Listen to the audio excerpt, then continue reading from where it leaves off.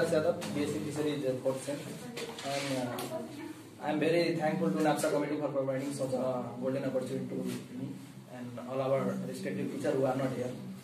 I to them also.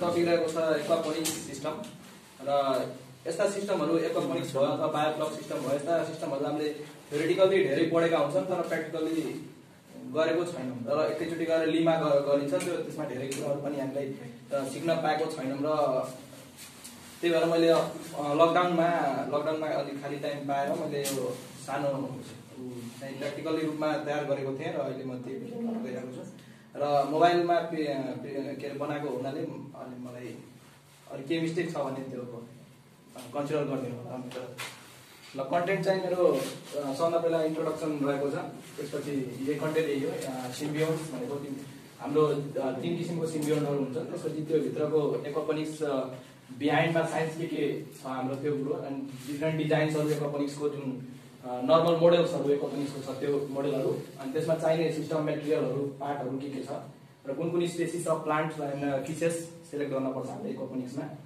Ideal growing condition के condition मिलाउँदाखेरि growing त्यो हामीले स्पेसिसको ग्रोथ राम्रो हुन्छ भन्ने कुरा त्यो ideal growing condition sizing the system भनेको कति डेन्सिटी स्टकिङ डेन्सिटीहरु कति राख्नुपर्छ मेटेरियलको साइजहरु कति राख्नुपर्छ त्यो कुराहरु भयो अनि मोनिटरिङ कन्ट्रोल र मेन्टेनेन्स भनेको डेली डे बाइ डे हामीले के कुराहरु हेर्नुपर्छ के कुराहरु मेन्टेन गर्नुपर्छ भन्ने कुराहरु लास्टमा हामी अनि यो डेफिनेसनको पार्ट हो जनरल डेफिनेसनबाट सुरु गर्छौं एक्वापोनिक्स भनेकै हाइड्रोपोनिक्सको एडभान्स भर्जन हो भन्ने थाहा छ हामीलाई सबै हाइड्रोपोनिक्स भनेको सोइललेस प्लान्टको छ जसमा सोइल भनेको एउटा के हो सबभन्दा पहिला ग्रोइङ मिडिया हो सोइलले के प्रोवाइड गर्छ भनेपछि न्युट्रिएन्ट प्रोवाइड गर्छ अभियसली बट सोइलले एउटा स्ट्रक्चर दिने काम मात्र गरेको हुन्छ हामीले यदि न्युट्रिएन्ट मिडियम छुट्टै किसिमबाट प्रोवाइड गरियो भने प्लान्टलाई त्यहाँबाट ग्रोथ हुन्छ प्लान्टको भनेपछि यहाँ मेन सोइलको काम के छ भनेपछि प्लान्टलाई होल्ड गर्नु त्यो मेन काम हुन्छ र अर्को चाहिँ यसमा यो सिस्टममा सिम्बियोसिस एसोसिएसन हुन्छ तीन ब्याक्टेरियाको र प्लान्टको र अर्को चाहिँ फिशेसको त्यो कुरोहरु भयो अनि त्यसपछि गएर एक्वापोनिक्स ओरिजिन भएको यहाँबाट साउथ अमेरिकाबाट कोल्डारिका and combination of two word aquaculture and hydroponics त्यो कुरोहरु हो अनि यो चाहिँ सबभन्दा पहिला हाइड्रोपोनिक्स सिस्टम आएको त्यसपछि एक्वापोनिक्स सिस्टम आएको र यो एक्वापोनिक्स सिस्टम हाइड्रोपोनिक्स भन्दा किन एडभान्स छ के कारणहरु छन् जसले गर्दा एक्वापोनिक्स एडभान्स भएको भन्ने कुराहरु यहाँ छ एक्वापोनिक्समा सबभन्दा पहिला दुईटा हामी हार्भेस्ट गर्न पाइन्छ दुईटा प्रोडक्ट एउटै इनपुटमा दुईटा प्रोडक्ट निकाल्न पाइन्छ अर्को स्पेस र वाटरको कुराहरु पनि भयो र अर्को चाहिँ फ्रेश अर्ग्यानिक फुडहरु पनि ग्रो गर्न सकिन्छ र त्यही सिम्बायोसिस एसोसिएसनमा त्यस्तो एसोसिएसन भयो भने हामीले बाहिरबाट पेस्टिसाइडहरु अरु डिफरेन्ट कुराहरु कम मात्रामा अथवा मिनिमम एमाउन्टमा हालेर पनि अर्ग्यानिक फुडहरु प्रोड्युस गर्न सकिन्छ भन्ने कुरा छ अनि यसको ड्रब्याक्स चाहिँ के छ ड्रब्याक्स एउटा सबभन्दा पहिला के छ भने यो एकदम हाइली टेक्निकल कुरा हो यसलाई लार्ज स्केलमा गर्न गइयो भने एडभान्स टेक्निशियन अथवा एडभान्स मेन पावरहरु चाहियो जुन चाहिँ नर्मल किसानले सक्ने कुरा छैन एडभान्स यदि लार्ज स्केल कमर्सियलमा गर्न गइयो भनेपछि अर्को कुरा के छ भने सिम्बायोसिस एसोसिएसनमा एकदम ध्यान दिनुपर्ने हुन्छ सिम्बायोसिस एसोसिएसन रङ भयो भने दुवै क्रपलाई इफेक्ट हुन्छ र दुवै क्रप मरेर जान सक्छ त्यही कुरो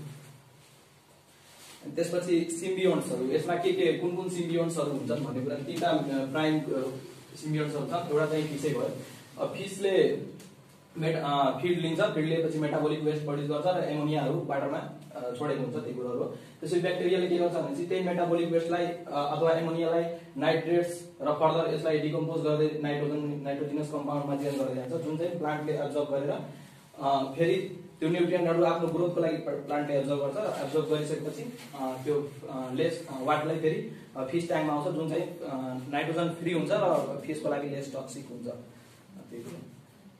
अनि त्यसपछि यो सिम्पल डायग्राम हो यसमा के छ भने सबभन्दा पहिला फिशलाई फिड गरिन्छ र त्यो फिड गरेको अथवा अनइटेन फिड पनि हुन्छ र फिकल म्याटर माछाको फिकल म्याटर त्यो कुरोहरु ट्याङ्कमा आएर बस्छ त्यहाँबाट ट्याङ्कमा भएको माइक्रोब्स अथवा बायोफिल्टर पनि हुन्छ बायोफिल्टर थाहा होला सबैले अथवा ट्याङ्कमा पनि त्यो ब्याक्टेरियाहरु कल्चर गरेर त्यो तिनीले के गर्छ भनेपछि फिशले त्यो ब्याक्टेरियाले त्यो वेस्टलाई के गर्छ भने नाइट्रोजनस कम्पाउन्डमा चेन्ज गर्छ जुन चाहिँ प्लान्टले युटिलाइज गर्छ र प्लान्टले त्यो वाटरलाई पम्प गरेर प्लान्ट जहाँ ग्रो गराइएको हुन्छ त्यो ठाउँमा पुर्याइन्छ त्यहाँ पुर्याइसकेपछि प्लान्टले एब्जर्ब गर्छ र फेरि त्यही वाटर न्युट्रिएन्ट एब्जर्ब गरिसकेको वाटर जब न्युट्रिएन्ट फ्री हुन्छ अथवा टक्सिक फ्री हुन्छ त्यतिबेला फेरि त्यसलाई सर्कुलेट गरेर ट्याङ्कमा आउँछ त्यही कुरो। अनि यसको साइन्स बिहाइन्ड हेर्नमा त सिम्पल छ कुरो, तर यसमा धेरै बायोलोजिकल प्रोसेसहरू इन्भल्भ भएको हुन्छ। जस्तै कि एउटा नाइट्रोजन साइकल भयो।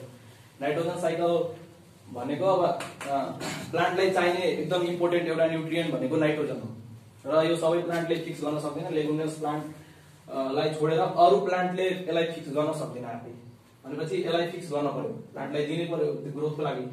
हो त्यसको लागि सबभन्दा पहिला एक्वापोनिक्समा ब्याक्टेरिया हामीले नाइट्रोफाइङ ब्याक्टेरियाहरू इन्ट्रोड्युस गरेको हुन्छ नि त, त्यही ब्याक्टेरियाहरू ब्रेकडाउन गरेर नाइट्रोजन साइकलहरू क्रिएट गरेको हुन्छ र त्यही नाइट्रोजन साइकलको माध्यमले नाइट्रोजन कम्पाउन्ड प्लान्टसम्म पुगेको हुन्छ। एउटा मेन रोल बायोलोजिकल प्रोसेस भनेको यहाँ नाइट्रोजन साइकल चलिरहेको हुन्छ, जुन हामीले नर्मली हेर्न सक्दैनौँ तर भित्रभित्र चलिरहेको हुन्छ बायोलोजिकल प्रोसेस हो। अनि यही हो यसको सिम्पल डायग्राम। जस्तै फिस आर फेड, त्यसपछि गएर fish produces ammonia as a waste. Waste is broken down by ammonia oxidizing bacteria into NO2। त्यसपछि NO2 बाट NO3 र nitrates absorb by plant. NO3 भइसकेपछि NO3 भनेको लेस टक्सिक सब्स्टान्स हो, NO2 भनेको एमोनिया जस्तै टक्सिक हो, एमोनिया भन्दा अलिक कम टक्सिक हो भनेपछि त्यो NO3 भनेको सबभन्दा कम टक्सिक, त्यही हो। अनि अर्को कुरा चाहिँ सिस्टम साइक्लिङ। नाइट्रोजन साइकल चलाउनलाई पनि त्यो सिस्टमलाई साइकल गर्नलाई पनि ब्याक्टेरियाको ब्याचेसहरू चाहियो। भनेपछि एउटा पहिला एमोनियाबाट नाइट्रेटबाट त्यहाँबाट नाइट्रेटबाट फेरि नाइट्रेटमा कन्भर्ट गर्नलाई डिफ्रेन्ट ब्याचेसहरू एमोनियाको चाहियो। त्यो साइकल चाहिँ कन्टिन्यू हुनु पर्यो। त्यसको लागि के गर्नुपर्छ भनेपछि सबभन्दा पहिला हामीले त्यो ट्याङ्कमा अथवा बायोफिल्टरमा एमोनिया नाइट्रोफाइङ ब्याक्टेरियाहरू इन्ट्रोड्युस गर्नु पर्यो। त्यसको लागि छिट्टै ब्याक्टेरियाको पाउडरहरू पनि पाइन्छ बजारमा, अथवा भर्मी कम्पोस्टको ब्याक्टेरियाहरू युज गरे पनि हुन्छ होला त्यहाँबाट। अनि यो भनेको एकदम क्रुसियल प्रोसेस हो, किनभने यदि त्यो भएको त्यहाँ एमोनिया ब्रेकडाउन भएन भने त्यो डाइरेक्टली फिसलाई टक्सिक हुन्छ, त्यो कुरो भयो। अनि त्यसपछि गएर यदि त्यो भएन भनेपछि प्लान्टलाई न्युट्रिएन्ट दिन पनि सकिन्न, डाइरेक्ट एमोनिया प्लान्टले युटिलाइज गर्न सक्दैन। त्यही भएर ब्रेकडाउन हुन जरुरी छ र त्यसको लागि ब्याक्टेरियाको साइक्लिङ पनि जरुरी छ। र यो साइकल फिस ट्याङ्कमा फिस त्यति बेला एड गर्ने जति बेला त्यो साइक्लिङ कम्प्लिट हुन्छ। र त्यसको लागि एउटा ट्याङ्कमा पानी राखेर कम्तीमा त्यसलाई 15 देखि 60 दिनसम्म छोड्नुपर्छ, ब्याक्टेरियालाई प्रोपर ग्रोथ हुन दिनुपर्छ। अनि त्यसपछि बल्ल ट्याङ्कमा फिस राखेपछि फेरि साइकल कन्टिन्यू गराउने र प्लान्टलाई एउटा प्रपर साइक्लिङहरू क्रिएट गर्नुपर्छ। अनि यो साइकल सबभन्दा पहिला सबभन्दा पहिला bacteria converting ammonia into nitrite त्यस्तो ब्याक्टेरियाहरू, त्यसपछि गएर फेरि bacteria converting nitrite into nitrate त्यस्तो ब्याक्टेरियाहरू ग्रोथ हुनलाई यति टाइम लाग्छ भन्ने कुराको यो साइकलको and design of aquaponics unit अथवा एक्वापोनिक्स सिस्टम भनेपछि डिजाइन मुख्य 3वटा छ। एकदम सिम्पल डिजाइन, बट बजारमा अहिले पाइरहेको डिजाइनहरू एकदम मोडिफाइड भएर आएको हुन्छ। डिफ्रेन्ट डिजाइन मोडल भनेको यही 3टा मोडल हो। यही 3टा मोडलमा बेस्ड भएर डिजाइन चाहिँ अहिले चेन्ज गरेर निकाल्छ, तर मोडल भनेको यही 3टा मात्र छ एक्वापोनिक्स सिम्पल मोडल कमर्सियली गऱ्यो भने। सबभन्दा पहिला छ फ्लड एन्ड ड्रेन टेक्निक। यो चाहिँ हाम्रो नेक्स्ट हो फिगर, अनि त्यसपछि फिगर पहिला बुझ्नु अनि त्यसपछि यसमा प्लान्टहरू फ्लड एन्ड ड्रेन हो। It consist of 2 main component, they are fish and the growing bed, जहाँ प्लान्टलाई ग्रो गराइन्छ। त्यसपछि गएर the plant are grow in the bed either situated over the tank or connected with the drain pipe.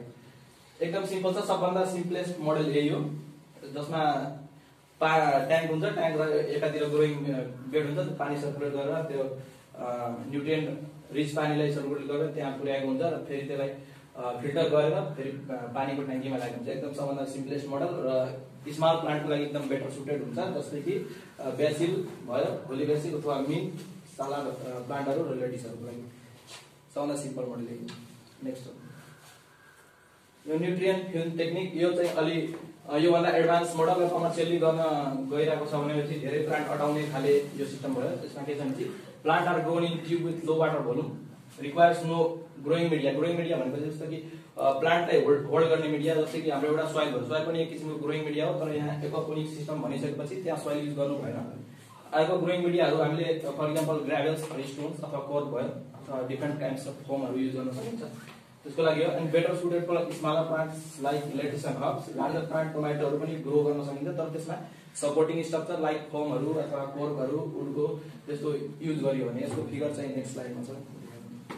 यस्तो हुन्छ। यहाँ चाहिँ प्लान्टहरू ग्रो गराइन्छ, त्यो फिस ट्याङ्क भयो, त्यहाँबाट वाटर सर्कुलेट गरेर यहाँ लागिन्छ, फेरि यहाँबाट वाटर गएर ड्रमबाट फेरि यहाँ आएर फेरि ट्याङ्कमा सर्कुलेट गरिएको हुन्छ।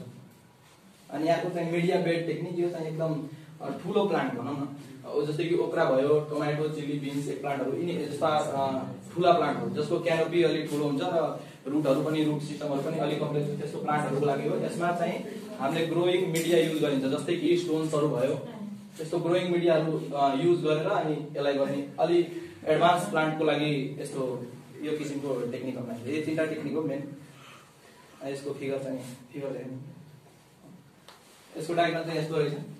यहाँ ग्रोइङ मिडिया जस्तै कि यहाँ हेर्न सक्नुहुन्छ, स्टोन्सहरू युज गरिएको छ सपोर्टिङ स्ट्रक्चरको लागि, जस्ट फर सपोर्ट अरू केही होइन। अनि त्यही हो प्रोसेस, अरू सब सेम हो। यसमा चाहिँ लार्ज प्लान्टको लागि जस्तै ओक्राहरू भयो, टोमेटो, एक प्लान्ट, त्यस्तोहरूको लागि यसमा युज हुने हाइड्रोपोनिक सिस्टममा एज अ होल युज हुने पार्टहरू के हो भन्ने कुरा छ। सबभन्दा पहिला एउटा ग्रोइङ ट्रे चाहियो, त्यो त कम्पलसरी नै हो, त्यसमा ग्रो गराइन्छ। त्यसपछि ग्रोइङ मिडिया जस्तै कि मैले भनिसकेँ पहिला पनि, यसमा सोइल युज हुने होइन, किनभने सोइललेस कल्चर हो, त्यसको लागि हामीले स्टोन, ग्राभल, लाइमस्टोनहरू युज गरिन्छ। कप र नेटहरू चाहियो होल्ड गर्नलाई प्लान्टको लागि।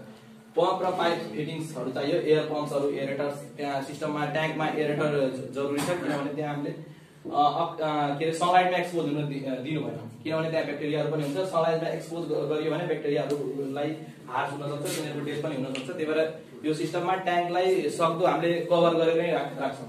त्यही भएर यसमा एरेटरको युज हुन्छ। अर्को चाहिँ सेडिमेन्ट फिल्टर, सोलिड वेस्टहरू जुन अनिटेड फिडहरू, त्यो सोलिड वेस्टहरू हुन्छ नि, जो डाइरेक्ट त्यसलाई रिमुभ गरिन्छ, किनभने फेरि त्यो ट्याङ्कमा नआओस्, ट्याङ्कमा नआएर फेरि त्यो ब्याक्टेरिया अथवा फेरि पोल्युसन र टर्बिडिटी क्रिएट नहोस् भनेर त्यो सेडिमेन्ट फिल्टरहरू युज गरिन्छ। अर्को चाहिँ सम्प रहेछ। सम्प भनेको रिजर्भोयर हो, जसले के भन्छ एक्वापोनिक सिस्टमको तरल पदार्थहरू जति चुहिएको हुन्छ त्यो सबै यसमा गएर क्रिएट हुन्छ। त्यो पनि एकदम न्युट्रिसियस हुन्छ। यसलाई पनि छुट्टै भेजिटेबल फार्महरूमा पनि हाल्न सकिन्छ। बायोफिल्टर भयो, बायोफिल्टर थाहै छ हामीले सबैलाई। यसमा के भन्छ, बायोफिल्टरमा ब्याक्टेरियाको कोलोनी, त्यो अघि मैले भनिसकेँ नाइट्रोफ्लाइङ ब्याक्टेरिया, एओबी, एनओबी त्यस्तो ब्याक्टेरियाहरूलाई ग्रो गराइन्छ यसमा, अथवा छुट्टै ट्याङ्कमा पनि ग्रो गराइन्छ र यसमा ग्रो गरायो भने एकदम राम्रो हुन्छ। स्पेसिस सेलेक्सन, अब कुन कुन स्पेसिसहरू एक्वापोनिक सिस्टमको लागि बेस्ट हुन्छ, प्लान्ट स्पेसिस भयो र फिस स्पेसिस कुन कुन एकदम राम्रो छ, त्यो स्पेसिस सेलेक्ट गर्ने। सबभन्दा पहिला प्लान्ट स्पेसिस हेर्ने भने green vegetables herbs are generally selected, जसको लाइफ स्प्यान सानो होस्, त्यस्तो ठुलो 1 वर्ष 2 वर्ष एनुअल अथवा पेरिनियल प्लान्टहरू नहोस्, सानो र इजी हार्भेस्टिङ टाइम चाहिँ सर्ट होस्, ड्युरेसन, त्यस्तो प्लान्टहरू जेनरली सेलेक्ट गरिन्छ। र यसमा सबभन्दा पहिला यसमा के छ, नाइट्रोजन लेभल टोलरेट गर्ने, किनभने यसमा excessive amount of toxic nitrogen filter भएर गइरहेको हुन्छ। त्यसले गर्दा नाइट्रोजन लेभललाई टोलरेट गर्न सक्ने प्लान्टहरू जेनरली सेलेक्ट गरिन्छ। फिस स्पेसिसमा हार्डी फिस जुन चाहिँ डिजिज रेसिस्टेन्ट हुन्छ, स्ट्रेस टोलरेबल हुन्छ, त्यस्ता फिसहरू, for example tilapia, carp, catfishes, perch, sport bass, यस्ता फिसहरू सेलेक्ट गरिन्छ।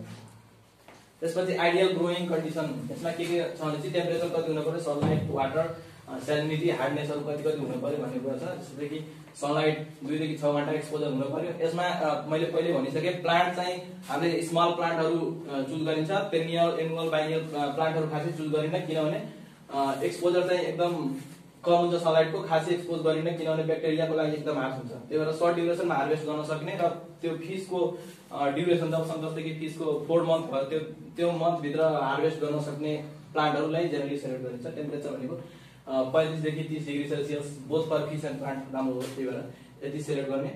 अर्को चाहिँ वाटर सोर्स, जुन ट्याङ्कमा हामीले इन्क्लुड गरेको वाटर सोर्स कहाँबाट हुनुपर्छ भन्ने कुरा छ। जस्तै कि rain water purest form first चोइसमा आउँछ, तर यसको एसिडिक भ्यालु चेक गर्नुपर्छ, किनभने एसिड ट्याङ्कको बेलामा त्यसलाई ट्याङ्क वाटरमा इन्ट्रोड्युस गर्नु भएन, त्यो कुरो हो। त्यही भएर एसिडिटी चेक गर्नुपर्छ। त्यसपछि ground and tap water are also consider after removing chlorine and iron ions. Ground वाटरमा क्लोरिनको मात्रा र आइरन आयन्सको मात्रा धेरै हुन्छ, त्यही भएर त्यसलाई पनि रिमुभ गरेर बल्ल एड गर्ने भन्ने कुरा छ। त्यसपछि हार्डनेस एन्ड स्यालिनिटी, अनि क्याल्सियम एन्ड कार्बोनेट आयन्स भयो भने राम्रो हो भनेर कन्सिडर गर्ने। स्यालिनिटी टोलरेन्ट लेभल अफ फिसेस, जस्तै कार्पको 1 देखि 2 ppt जति हुन्छ स्यालिनिटी लेभल, त्यस्तै गरेर हरेक फिसेसको डिफ्रेन्ट हुन्छ, त्यही हिसाबले फिसेस सेलेक्ट गर्ने। पीएच लेभल कति मेन्टेन गर्ने भनेर चाहिँ नर्मल हामीले जानेकै कुरा हो, 6 देखि 6 to 7.5। पीएच मे फल down when the system start, किनभने त्यहाँ सुरुमा जब सिस्टम स्टार्ट हुन्छ त्यति बेला एमोनिया प्रोडक्सन हाई हुन्छ, त्यसले गर्दा पीएच मै फल डाउन, पीएच डाउन जान सक्छ। त्यसले गर्दा हामी एग्रिकल्चर लाइनहरू युज गर्न सकिन्छ र पछि गएर जब त्यो सिस्टम साइक्लिङ स्टार्ट हुन्छ त्यति बेला नाइट्रोफाइङ ब्याक्टेरियाहरू ग्रो गरिसकेको हुन्छ र पीएच आफै गरेर मेन्टेन हुन्छ। नेक्स्ट र डिजल अक्सिजन र त्यति हो। र साइजिङ भनेको कति कति साइज मिलाएर राख्ने भन्ने कुराहरू छ। फिस ट्याङ्क कस्तो राख्ने, कस्तो चुज गर्ने भनेपछि ट्रान्सकुलेन्ट अर अपेक किनभने त्यसमा टेम्परेचर फ्लक्चुएट नहोस् भनेर त्यही भएर त्यस्तो किसिमको चुज गरेको राम्रो हो। स्टकिङ कति राख्ने भनेपछि 2 kg fingerlings per 1000 litre of water is recommended and should be thin when fish become adult. Grow हुँदै जाँदाखेरि तिनीहरूलाई अक्सिजन डिमान्ड मिलाउनलाई म्याच गर्नलाई, त्यही भएर हामी पछि गएर तिनीहरूलाई स्टकिङ डेन्सिटी घटाउँदै जाने हो। र ग्रोथ भइसकेपछि not more than 20 adult fishes per 1000 litre of water. र प्लान्टको स्पेसिङ यदि ग्रिन लिफी हब छ भने 2 देखि 3 स्क्वायर फुट र फ्रुटिङ प्लान्ट छ जसको क्यानोपी ठुलो छ त्यस्तो प्लान्टलाई 1 पर स्क्वायर फुट राख्ने। अनि सिस्टम कन्ट्रोल अब डे टु डे हामीले के गर्नुपर्छ त्यो कुरोहरू छ यसमा। Regular testing of water quality and other parameters. त्यसपछि प्लान्ट र फिसको डिजिजहरूलाई इक्जामिन गर्ने, कुनै ब्याक्टेरियल इन्फेक्सन छ कि छैन, किनभने यहाँ एमएससीमा डिफ्रेन्ट काइन्ड्स अफ ब्याक्टेरियाहरू युज भएको हुन्छ, त्यही भएर त्यो ब्याक्टेरियल इन्फेक्सनहरू चेक गर्नुपर्छ। पाइप फिटिङ्सहरू टन्नै युज भएको हुन्छ, त्यही भएर त्यो पनि चेक गर्ने। अनि त्यहाँ सोलिड फिडहरू सेडिमेन्ट फिल्टरबाट रिमुभ जो भइहाल्छ, भएन भने छैन सिस्टम भनेपछि आफै त्यो रिमुभ गर्न पनि पाइयो। अनि हरेक 7 देखि 14 दिन भनेपछि हप्ता 2 हप्तामा वाटर टपअप गर्नुपर्छ र नाइट्रोफाइङ ब्याक्टेरिया एड गर्नुपर्छ। Either it is present in powder form अथवा प्रोबायोटिक्समा पनि हुने ब्याक्टेरियाहरू युज गर्न मिल्छ र भर्मी कम्पोस्टमा हुने त्यो भर्मी कम्पोस्टको लिक्विडलाई पनि युज गर्न पाइयो। त्यसपछि गएर फिस पोलिकल्चर भनेपछि एउटा ट्याङ्कमा मोलस्कहरू हाल्यो भने त्यो ट्याङ्कलाई क्लिन गर्ने काम पनि सँगसँगै गरेको हुन्छ। भनेपछि यदि फिसले पोल्युसन गर्यो भने मोलस्कले त्यो क्लिन गर्छ, त्यसरी पोलिकल्चर गरेर राख्यो भने ट्याङ्कमा क्लिनिनेस पनि मेन्टेन हुन्छ। ल लास्टमा हार्भेस्टिङ पार्ट छ हाम्रो different stage of fish growth. Fish जस्तै ग्रोथ हुन्छ फ्राई फिङ्गरलिङदेखि अब एडल्ट हुँदै जान्छ, त्यो हिसाबले हामी कुन स्टेजको चाहियो त्यो हिसाबले हामीले हार्भेस्टिङ गर्दै जान्छौँ। त्यसपछि carefully without seeking the system different types of फिटिङ्सहरू युज हुन्छ, त्यही भएर यसलाई एकदम केयरफुल्ली हार्भेस्टिङ गर्नुपर्छ। र system can be reuse after 1 harvest पछि फेरि युज गर्न सकिन्छ भन्ने कुराहरू छ। रिफरेन्सेस मैले यहाँबाट लिएको थिएँ, रिफरेन्सेसहरू